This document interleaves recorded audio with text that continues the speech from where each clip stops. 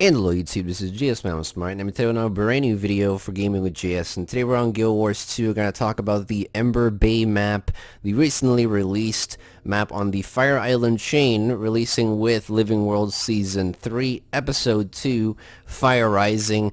Just as I told you, we're going to do a review of the map on Bloodstone Fen as we did. We're going to do a review of the map on Ember Bay, what you can do, what you can get, how you can make some gold, the collectibles that are here, and in general just all the events that are in this map.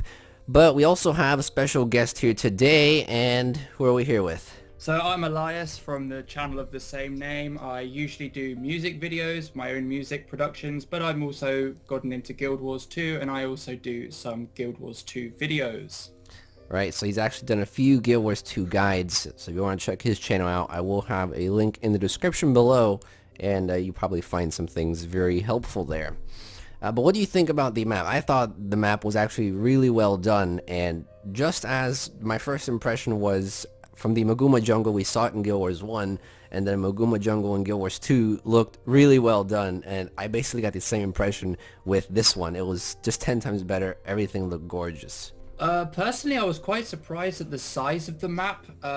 When I played through Bloodstone Fen, it felt quite small. I mean, I know it's actually quite a big map, but it felt quite small. But Ember Bay, you just keep on exploring. I mean, when it came out that it was Ember Bay, I expected it to be a tiny little section of the Fire Island chain, but it really is like a whole island, and yeah, it's really well done. Yeah, so I mean, there are like huge volcanoes, you've obviously got beaches, you've got ocean, not much ocean, but you've got some ocean, you've got it's quite a varied map tile, to be honest, and it really does look good. So Right, one thing that we did know about in the past when we were basically speculating for the map, we saw there was a lot of verticality in the map, and while there is an ocean area, and I'm pretty sure you can go under the ocean, and there's a huge area in the south part of the map where an entire region is dedicated to ocean, we have places where you could go very high into the mountains. If you have ley line gliding, you can go super high into these mountains and these large areas where you could fly down. There's some enemies in the top of the mountains. You can go very far down into volcanoes, and there's a lot of verticality in the map. Compared to Bloodstone Fen, I felt like Bloodstone Fen was smaller, but it did have more space on different levels. They had a bottom level where it was just flat ground. They had a top level where they had several platforms that you can jump on, and I really liked how the Ember Bay just had this. It had a mixture of Bloodstone Fen with several levels, but it had a mixture of a regular Tyria map, where there was enough ground level for it to almost look like a regular map. And I love the regular maps, and they sort of mixed it very well together. But like Elias said, a lot of exploration. If you really want to explore maps, this is the map to explore. There are a lot of hidden things. There are a lot of little areas where players have found that are just really interesting, whether it be finding different lore with the different collectibles, whether it be finding, you know, special little gathering nodes. I did hear there might be like some seaweed nodes, and seaweed is really expensive on a trading post. I have not found a seaweed farm yet, but I did hear there are some very good places to look for seaweed, so be on the lookout for that. But in general, just a lot of explorability, replayability there. This is the map to really explore, and it's just gorgeous to explore. Lots to find in it as well. one thing I will say though is that for those of you who don't have a lot of masteries, especially Heart of Maguma masteries, you may find it quite difficult to get around, as they really do push the updrafts, ley line gliding, and a couple of others that you will definitely need. I mean, myself, I do not have the ley line gliding, and I can't get into some of the areas. I don't think I can actually complete the map without ley line gliding, which is a bit of a shame, as most of the other maps you can complete without having without needing these higher masteries. But this map really does seem to push that quite hard. While we're on the topic of traveling and exploration, if you finish, it's actually fairly easy with this new mastery track, which is Thermal Explosion, I believe it is, or what the exact name is. It allows you to jump into these little areas in the ground, these little tubes that basically explode you through into the air while you're on fire across the map. This is actually a really effective way to travel. I tried it out yesterday, and it basically brings you around the entire map. There's one of these little areas where you can jump in every few minutes in each map. There's not a lot of waypoints in the map, which is why we have these different forms of travel. And like Elias said, you do need to have ley line gliding. I saw there's a lot of places for ley line gliding, and you could get around the map so much quicker. So if you don't have that yet, recommend you to get that, because it's going to make your traveling a lot easier. Otherwise, you may want to stick with a new mastery track, because that one also brings you around the map fairly quickly. So that's kind of how the map runs. That's kind of how you want to traverse the map. Not many waypoints, and those are sort of our first impressions of the map. Now, what is there actually to do in this map? It's fairly different from Bloodstone Fen and all of the Maguma maps. If it's one thing that I've seen in this map specifically, is that it's a lot like the older maps in Tyria. There really isn't a meta event. So if you're looking for a meta event, there is no meta event, which is, I guess for some people that's good to see, because they don't need to worry about it. Other people tend to like the meta event format. A lot of people liked Heart of Thorns because they had a specific meta event to go for. But besides that, there is a lot to go for in this map. There's a lot to do in this map. Apart from exploring, there's a lot of things you can do achievement-wise, collectible-wise, and even the new hearts, which we'll talk about in just a few minutes, that are also very replayable. But the way this map works is that the main meta is the achievements. There are 29 achievements, and if you complete 26 of these achievements, then you can get the dragon scale headdress and the shoulders, which look really cool, and I think Elias already has one of those items. Yeah, I've got the dragon scale headdress, which I believe you can get from the last mission, or completing 2 achievements in the last mission of the episode. But we're not going to talk about the episode. We're going to do that in a different video. So, how long did it take you to get the dragon scale headdress? Well, seeing as a lot of people were, of course, doing the mission, which, well, it's not a spoiler. It's called Dragon Vigil. I won't go into detail what it's got, but there were a lot of groups in LFG that were looking for people doing achievement runs. Did it with them. Quite surprisingly and quite disappointingly easy with a large group of people. And I think there are 3 achievements or 4 achievements linked to that one particular mission, and also 1 or 2 mastery points as well, if I'm correct.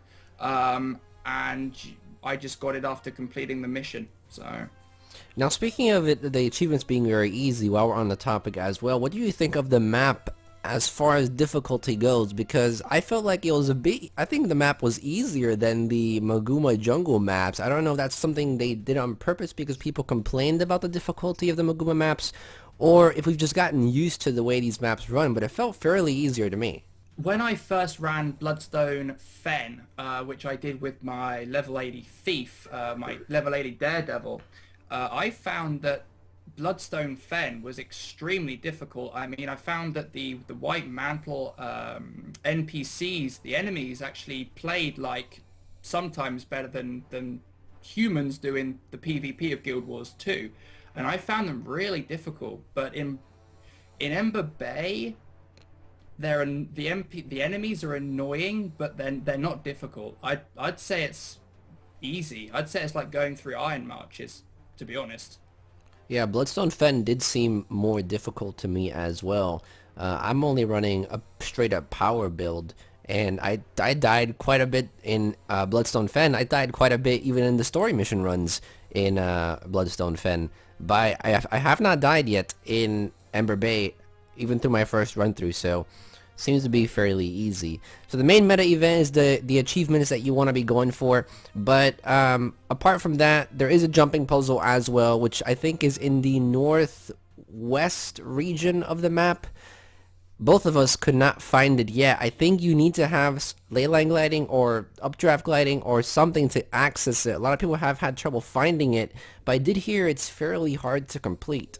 Yeah, I would guess that you need ley line gliding, because I have 3 points of interest left to actually complete the map, and one of them I thought was quite easy to get in the northwest part of the map, but I was wrong, and it seems as though you definitely need ley line gliding, as 3 points of interest require you to get to the highest points of the different volcanoes on the map, and I've tried getting up there on foot. I've gotten about halfway up and found no way else to get up there without ley line gliding. I'm sure you need ley line gliding to get to these places, including the jumping puzzle. Alright, so that's a jumping puzzle. Have not found it yet, but when I do find it, when we complete it, I'll definitely create a video on it if I'm able to be successful at completing it. I tend to be pretty terrible at jumping puzzle. Now, as far as events go in the map, the main focus, as developers have said, are these hearts, the daily renowned hearts that they've brought back. Along with that, there's also several very interesting events in the map as well. I came across a few events that actually just revolve around collecting loot, picking up bags of loot with a script, and at the end of the event you get a huge chest that gives you some valuable things, including the map currency, which we'll go over in just a second as well. But the hearts have been fairly good. I've noticed that they tend to explain the hearts a bit more. When I was doing the egg collecting heart and the nest collecting heart, they tended to tell you where the eggs actually are and where the nests are. But the hearts seem to be pretty fun. They're also replayability, and they do give you karma, which is valuable currency as well, for which we'll go over in just a second as well. What do you think of the hearts? Did you like them? Well, it's weird because I've recently learned, obviously only being a quite new player to Guild Wars 2, that Karma Hearts were a last minute addition, as most of the maps were meant to run on dynamic events and map meter. Right. And you know, when Ore was released and when Heart of Thorns was released, people were actually quite glad that the maps actually did run on meta and there weren't Karma Hearts. So I find it's very strange that they're going back to Karma Hearts when most of the community don't like them. I find that really strange.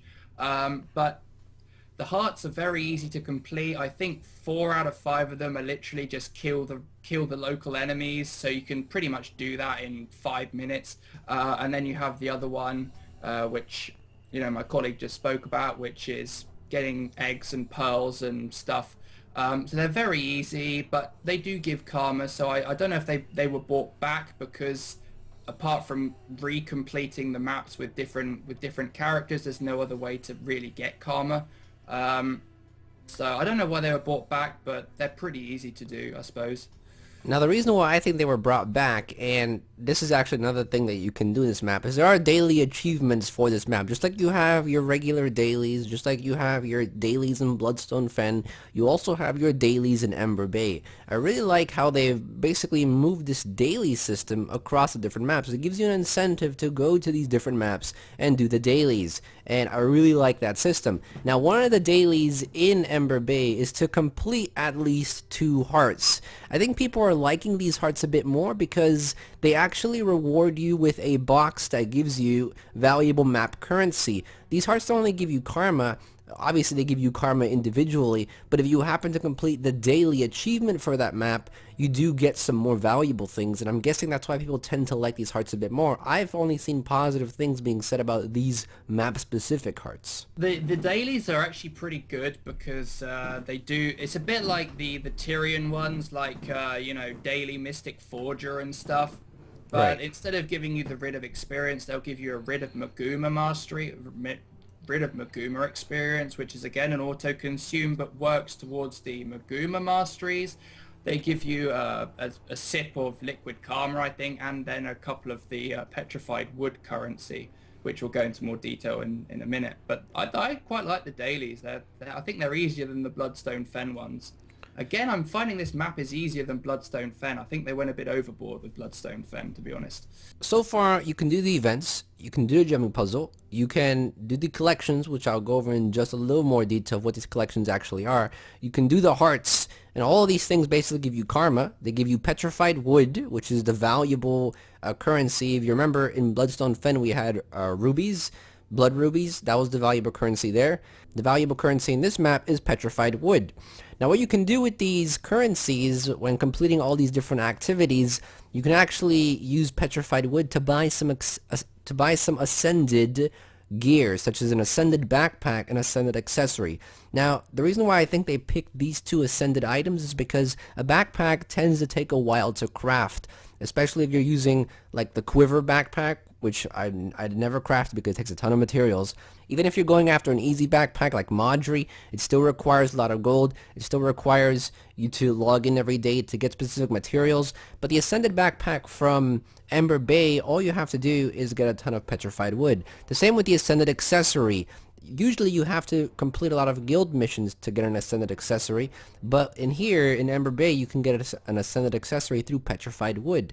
So if you're after Ascended accessories or backpack and you need those things, Ember Bay is a great map for you because you can just farm these events, you can farm these hearts, you can do the jumping puzzle, you can do all these different things in the map to gather Petrified Wood, and then to gather your Ascended gear, and then you'll have your accessory and your backpack. Along with that, you also have a script contract, which is also an interesting item.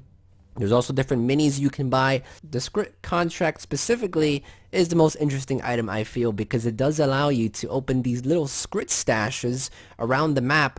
They give you a silver doubloon, which sell for 2 gold. They also give you reclaimed wood chunk, which sell for about 20 silver. So if you're looking to make some gold in this map, I highly recommend buying the script worker contract, run on the map, find these script stashes, and hope to get one of these silver doubloons, because that's 2 gold right there. Have you had any experience opening script stash, or do you have the script contract yet? No, I didn't actually know about this script contract. I did know about a couple of other things, but I didn't know about the script contract. I haven't actually, I unlocked the script vendor, but I didn't speak to him yet, so I don't know what he has, but script contract seems very, very reasonable. I mean, I was wondering what the hell these script stashes were doing all over the place. I thought they were to do with an achievement or a collectible, but now you tell me about the script contract, I think I might go and get that and open all of these up. Right, so it's sort of like the chests that you get around the Heart of Maguma maps, I'm guessing. Like we have the supply caches, we have the airship boxes, we have the Terrier chests. It seems like this is sort of kind of what this is. And I'm wondering, maybe they will actually add a script stash to the home instance. That'll be something really cool to add, especially the fact that you can get a silver doubloon selling for 2 gold. That would be really cool to have in your home instance. Every day, go in there, have a chance at 2 gold silver doubloon. Heck, I go in my home instance every single day. I'm sure everyone else would too. Yeah, I definitely would as well if I could get 2 gold. I'm usually quite low on gold. But one thing that was failed to mention was that petrified wood can also be gathered from nodes, and these nodes look a bit like the ancient wood logs or ancient wood trees, or however you want to say them, but they look a lot like that, and you can mine them and you'll get, sometimes you won't actually get the petrified wood, you'll just get unbound magic and imperial fragments, but on a good run you can get 2 pieces of petrified wood, about 10 or 12 imperial fragments, and about 20 maximum unbound magic. So if you see one of these nodes, I'd definitely recommend go and mine it or chop it. Right, there are these nodes that give petrified wood. I actually found a few of them across the map. I don't know how many there are exactly, because I only found like 3 of them on the map. But I'm wondering if we'll be able to find a specific route to go. I wonder if they spawn at the same locations every day, just like the other woods do. Because if they do, there's a possibility we can actually, someone can actually create a guide and we have a route there. Because if there's a lot on the map, you can get a pretty good amount of petrified wood, because there's only a few ways to get petrified wood from the achievements, from the hearts occasionally, and from chopping down these trees. So this looks like a good way to farm for these if there's a lot of nodes on the map. Not to mention it's a good way to farm imperial fragments and unbound magic. Right, because unbound magic is also a map currency, and you will need that as well to buy some of these minis that look really cool, or either to buy some of the other items that the map vendors offer. Yeah, the minis that I've seen, I think go for 106,000 karma. So the minis are pretty damn expensive. And the Ascended backpack, which actually looks pretty cool if I dare say, I think is 5,000 unbound magic and 500 petrified wood or something like that. So that's kind of what you're aiming for in the map, is kind of the items you're aiming for. But there are collectibles, like I said earlier, and these collectibles tend to revolve around the lore a bit more. Now in Bloodstone Fen, everyone loved the journal entries because it told you a lot about the story, a lot of ties to Guild Wars 1. And it seems like they've brought this back into this map, but it seems like they've tripled their efforts, because there are 3 collectibles in this map, including the Lost Tablets of the Unseen, which you're basically reading about the Mersat in the past. Lots of lore there, really interesting. I found a few of them. There's supposedly 10 across the map. You have Cammy's Final Voyage, which once again has the journal pages across the map, sort of like in Bloodstone Fen. And then you have the different tokens across the map you can also collect. I think there's like 40 tokens across the map. And the tokens collectible gives you a Sentinel Arboration, which you can feed 25 Dragonite ore and 25 Imperial Fragments, another little critter that you can feed things. I guess if you don't have the Star of Gratitude or Princess, this is very useful. But heck, I think if you have another feeder, then you can just feed it more Dragonite, or if you have a ton. I know a lot of people have stacks and stacks upon these Ascended materials in their bank. I don't have any more, but I think you have a stacks, I'm sure, right? Oh god, Bloodstone, I've got literally a whole tab full, and then I've got another tab shared between Dragonite and Imperial Fragments. So if I can get something that eats more of this stuff, I'd be very happy. But it's definitely quite a lot of work looking for these tokens to get the sentient aberration. Right, 40 tokens across the map. I know there are some partial guides already out there. When I do find them, and if I feel like there isn't a guide yet on YouTube, I'll definitely make one. But that's one thing you can do, find the tokens. The Lost Voyage pages, there aren't many of those. I think there's only like 7 of them or so. And the Lost tab, only like 10 of them. So if you want to go for the easier collections, you can do the Lost pages, and you can do the Lost tablets.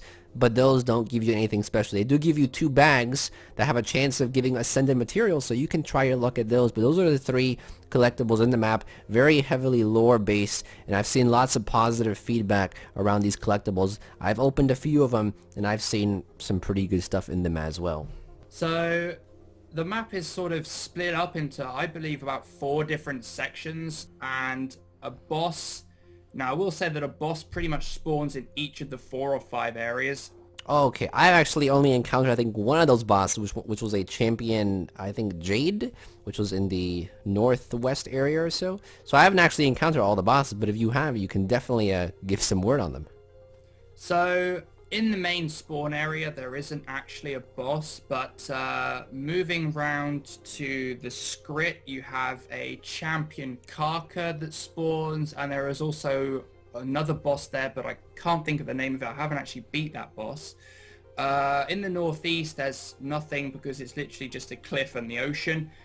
Inside the volcano that I spoke about is a ginormous lava worm, which is basically a world boss. And you have to defend a giant Azuran golem while it itself takes out the boss. You can't take out the boss yourself. The Masat has the Jade Pyroclast construct or something. I think it's called the champion as well. That one is a player kill boss, which takes some time. They're all pretty much world bosses, if I'm honest. They are really quite tough to beat. You also have the Sloth Queen nearer the circus area that spawns very close to the Jade Pyroclast, and then you have the Reef Drake Broodmother, which isn't a champion. It's just sort of a, one of those NPC enemies that you sort of kill. So with these different champions, and I guess we'll call them mini world bosses, I think it'd be a great idea to sort of set up a champion farming route then, if they do happen to spawn enough times. We do have these ways of transportation, such as these explosive little volcanic pockets that bring you around the map very easily. Would there be a way that we could possibly do a champion farm train with this, or do they not spawn often enough? Well, from what I've seen, which was playing after day 1, they do spawn pretty quickly. I mean, a couple of them I think are on 15, 20, maybe 30-minute timers, and the other ones are on 30 minutes to an hour. So, I mean, you could pretty much do a champ train, but the problem is some of them spawn at the same time. It's like having to Quattl and the Shatterer going at the same time. You have to pick one. Oh, I see. Well, at least we do have some mini world bosses there. You do get champion bags from it as well. I remember seeing that as well. I did get champion bags from mine that I killed. So if you're into killing bosses, check out those bosses. There's one in pretty much every area, and you do get some valuable loot for that. Now, as Elias mentioned, there is a circus in the area as well, and this is actually something we haven't talked about in the video yet, and this is sort of like the last thing that we have to talk about, is that there's a new set of weapons called the Carnival weapons, which I thought were the Black Lion weapons, but they're not. They're actually the weapons for this map, and you have to have lots of karma and lots of gold to get these weapons. I think to get one weapon, it's like, what, 100,000 karma or something like that? So I thought these weapons were actually in the game already at some other point, like after release, and they've been re-released, or perhaps I'm wrong there, and they are new weapons. But yeah, they do cost a lot of money. You can either, there's two ways of getting them. One is to buy them in the premium tab of the vendor, which means obviously you are paying a premium price, and they range from about 100 gold for an offhand up to 150 gold for a two-handed weapon.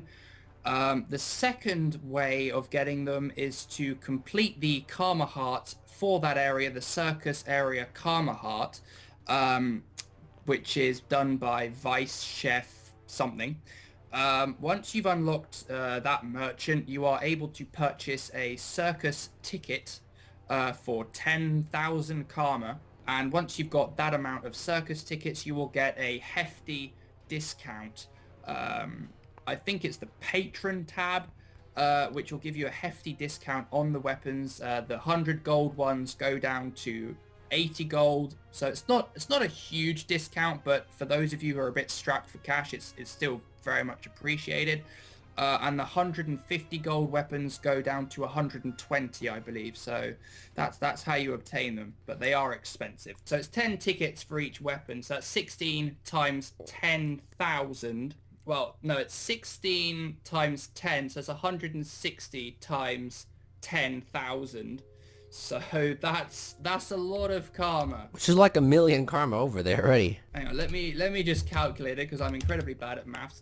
So each ticket is 10,500 karma, and you'll need 160 of them. So that is 1.68 million, or 1,680,000 karma.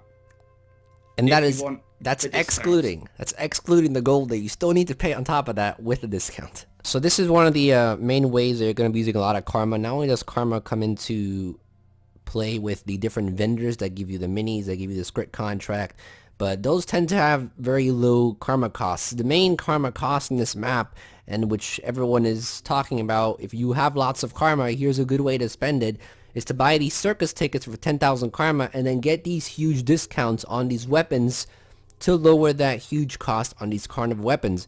Now, I imagine there is a collection for these carnival weapons. Whether you get something from this, I'm not sure yet. I did see a post on Reddit yesterday, someone asking what happens if you buy all the weapons. Will you get a unlock for a collection?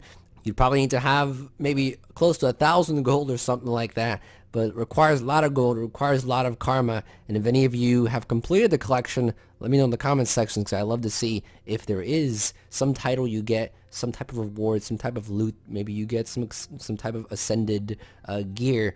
But we have had other weapon collections have a complete collection reward, so if you happen to complete this one, maybe you get a reward as well. So that's basically everything the map has to offer. You have your bosses there you can do, you have your collectibles you can do, a jumping puzzle you can do, Petrified Wood main currency, unbound magic, you have these circus tickets to get your weapons. If you want the weapons, you can get a script contract to farm for some gold with the stashes, you can buy some minis, you can buy some of the ascended gear, and then you obviously have the hearts and the daily achievements in that map, as well as the main story. The main story we're going to keep for another video. In fact, if I happen to complete the main story soon enough, I'll be creating another video. Perhaps we'll have Elias here join us in that video as well. Right, so I'll just go back to the carnival weapons quickly. So people might be wondering why they are as expensive as they are, and I believe it's because they offer nearly every single attribute. So, I mean, they are exotic level 80s, so that means they are going to be a bit expensive, but they do offer stat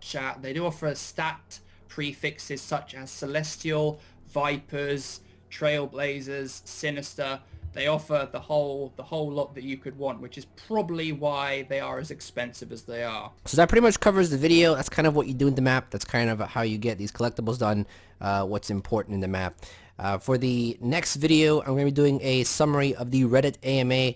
There were like close to 1,000 comments in the Reddit thread about the arena developers talking about Rising Flame. Obviously, I did talk about a few things coming in the future as well. So we do have some leaks and sneak peeks, I guess, for some future things to come.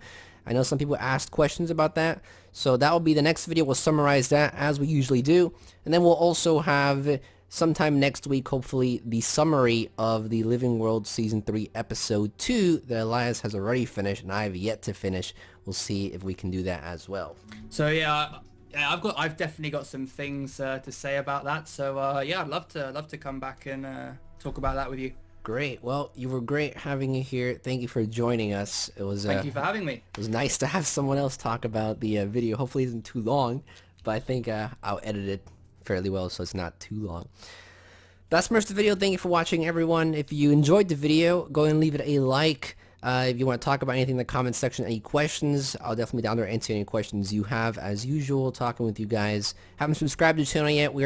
I think we're already over 4,000 subscribers, if not very close to it. Remember, 5,000 subscribers, we have another giveaway coming, and that's going to be, I'm going to be involving both servers, NA and EU, but we're getting fairly close to it. Haven't subscribed yet, go and subscribe. We have giveaways coming up, lots of Guild Wars 2 content, news, updates, guides, lots of cool stuff. If you're interested in Guild Wars 2 gaming, go and subscribe. We'd love to have you here. I also have a Patreon page. You want to donate there, click the card in the top right hand corner of the screen. It'll bring you to the page. And if you want to check out the advice channel, vlogging channel, tutorials channel, or the music channel, you can definitely do so. Links in the description as well as on the end card. That's pretty much it. Thank you for watching as always. This is GS Smart, and I'll be back sooner than you think. Don't go anywhere.